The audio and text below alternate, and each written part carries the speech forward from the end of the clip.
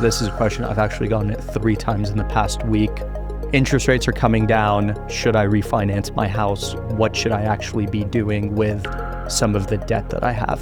Yeah, great question. My answer, you'd think I'm a lawyer maybe. It depends. But what I mean by that is you can't just look at your interest rate and say, okay, interest rates are going from 6 3/4 to 6.5 or 6.25. Yes, that's a starting point, and you do want to save money. And what your monthly payment ends up being could be cheaper than it is right now.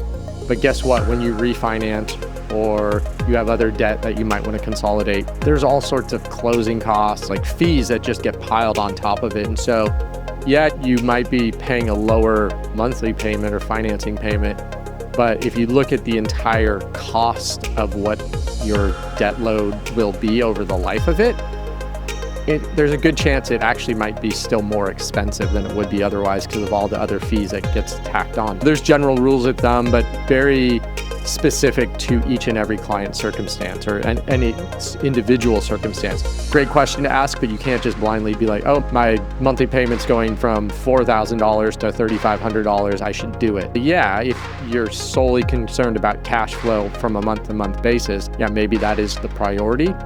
But if you're thinking about, and hopefully all the listeners here are able to manage cash flow, so you're thinking about total costs, there's a very good chance refinancing with a small interest rate decline is actually more expensive because of all the fees that are involved with it. So, like anything, it's nuanced. That's why I said it depends. Yeah, it's definitely something to walk through with your advisor and try to factor in all of these different pieces of the puzzle and make sure that you are making holistically the right decision.